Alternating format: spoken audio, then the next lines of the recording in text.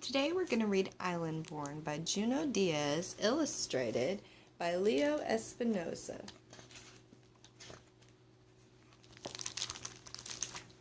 Every kid in Lola's school was from somewhere else. Hers was the school of faraway places. May was from a city so big that it was like its own country. India and Camellia were from a stony village at the tippy top of the world. Mateo had lived in a desert so hot even the cactus fainted. Nu was born in a jungle famous for its tigers and poets. And Lola was from the island. So when her teacher, Miss Obi, told the class, please draw a picture of the country you're originally from, your first country, and bring it in tomorrow, everyone got super excited. I'm going to put in pyramids, Delia said.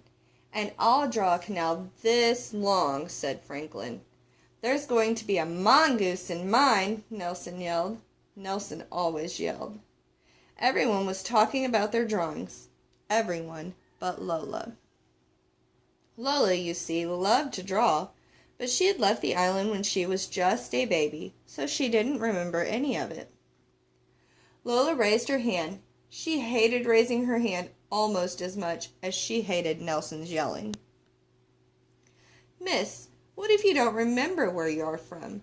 What if you left before you could start remembering? No problema, said Mrs. Obi. Are there people around you who do remember?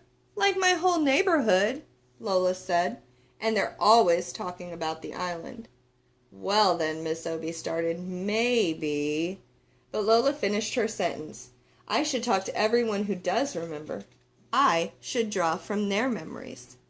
That sounds like a very good plan, Miss Obi said with a smile. Lola started feeling better about the assignment, but then she saw all the other kids chatting excitedly about what they were going to draw, and it made her sad. Everybody was remembering their first home, even Nelson, who forgot everything. Nelson even forgot his last name once. For like an hour. Lola had always wanted to remember the island, but no matter how hard she tried, she never could. It was like a familiar word just at the tip of your tongue. But instead of a word, this was an entire world. Lola closed her eyes and tried to recall anything about the island, but nothing came up. She kept trying all through the school day. To help her focus, she put her fingers on the sides of her head, like her Abula's psychic sometimes did. Are you okay? Her cousin Letitia asked as they walked home from school together. I have to draw a picture of the island, Lola explained, but I was just a baby when we left. Prima, you have to help me. I don't remember a lot either, except for the bats. They were as big as blankets, and they used to chase after me at night. Blanket bats? Lola pulled out her notebook and began to sketch. Letitia stopped Mrs. Bernard, who always sold them crispy empanadas after school. Mrs. Bernard, what do you remember most about the island? Why, the music, of course. The whole country is like the inside of a gura, like the inside of a drum. You mean like our neighborhood, Lola said. The neighborhood had so much music it was like a radio with the dial broken off. On the island there's even more music. There is more music than air, and everyone is always dancing. Even in their sleep, people dance. Sleep dancing, Lola sketched. Letitia led Lola to the barber shop that her brother Jonathan owned. Lola has to do an assignment about the island. She needs to know what you remember most about it. Weepa, said Jonathan, laughing. The agua de coco. How wonderful it tastes when you drink it right from the coconut. Mr. Rodriguez sat up in the chair. And the mangoes that are the size of your head and so sweet. They make you want to cry? Lola asked. She loved mangoes. That's it exactly. How much color there is, said the woman waiting with her son. Colorful cars, colorful houses, flowers everywhere. Even the people are like a rainbow. Every shade ever made. Like us in here, Lola said. Even more colorful, the woman said. Aqua, mango heads, rainbow people. Lola was trying to keep up. The island sounds so beautiful. Why did we even leave? Well, it isn't all beautiful, the woman's son said. The heat is on you like 5 bullies. The oldest barber muttered, and other things. Like what? Lola wanted to ask, but the oldest barber had already turned away. In the lobby of their building, the cousins ran into Mr. Murr, the superintendent. Letitia called out, "Hey, Mr. Murr, can you tell us what you most remember about the island?" "Nobody cares about that old stuff," Mr. Murr grumbled. "Just be glad that you live here." "Don't listen to him," Letitia said. "Keep going, and call me later if you need any help, okay?" "I will," Lola said. When Lola got into the elevator, she put her fingers on her temples and closed her eyes. "Island," she called, like it was a cat. "Island." But like a cat, the island did not come. At home, Lola found her Abula in the kitchen, trying to finish a puzzle. Abula loved puzzles. "Abula, I'm supposed to draw a picture of the island for school, but I don't remember it." "Why don't I remember it?" "Haija, you were just a baby when you left." "But the other kids remember." "Just because you don't remember a place doesn't mean it's not in you. Will you tell me what you remember most?" Lola asked. "Of course. What I remember most is the beaches. Haija, our beaches are poetry. You know when you hear your favorite poem? That's how it is to be on our beaches. Fish jump from the waves into your lap, and at sunset, sometimes the dolphins will come out of the water to bow goodnight. And up north, where I'm from, there are even whales in the surf." Beach poetry, dolphins, surfing whales, Lola sketched as fast as she could. Lola's mother stuck her head in from the kitchen. "Haija, what I remember most is the hurricane that hit the island right after you were born. Like the biggest, baddest wolf of all, it huffed and puffed and blew thousands of houses into the sky." "Where were we?" Lola asked, eyes wide. "We were hiding under the bed is where we were," Abula said. "That's right," her mother said, "and you know what? You never cried once. You were such a brave little girl." "I wish I could remember that," Lola sighed. "Well, it happened," her mother said. "You might not remember the island, but it remembers you." "You should really talk to Mr. Murr," Abula suggested. "He knows more about the island than almost anybody." "We tried asking him," Lola said, "but he didn't want to help." "Mr. Murr can be a little grouchy sometimes. Let me talk to Mrs. Murr. I bet we can get him to help."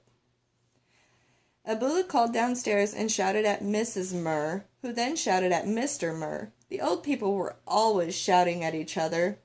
That's how they talked. Maybe Nelson was an old person in training. "Go on down," Abula said. Mr. Murr said he would try to help. Lola was a little nervous, but that didn't stop her from knocking on the super's door. Mrs. Murr let her in. "Look how big you've gotten, Lola. Mr. Murr is in his workshop. Go right on in." Mr. Murr looked up from the contraption he was fixing. "Your grandma says you've been interviewing people about the island." Lola nodded nervously. "Yes, sir. It's for a class assignment." "What have they told you?" She flipped through her sketches. Bat blankets, more music than air, fruit that makes you cry, beach poems, and a hurricane like a wolf. "I see," Mr. Murr said. "So no one told you about the monster?" Lola's eyes got wide. She shook her head. "No." Even those who know don't always want to talk about him. Mr. Murr turned toward the old worn map he had of the island. "Our island has always been a beautiful place. It was when I was your age, and it is today. but even the most beautiful places can attract a monster. A long time ago, long before you were born, that's exactly what happened. A monster fell upon our poor island. For once, Lola's pencil didn't move.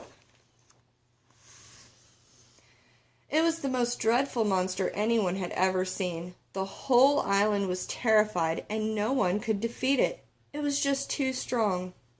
For 30 years the monster did as it pleased. It could destroy an entire town with a single word and make a whole family disappear simply by looking at it. Lola's curly hair was uncurling with fear. "Did you see the monster, Mr. Murr?" "Yes, all the time." "Were you scared?" "We were all very scared."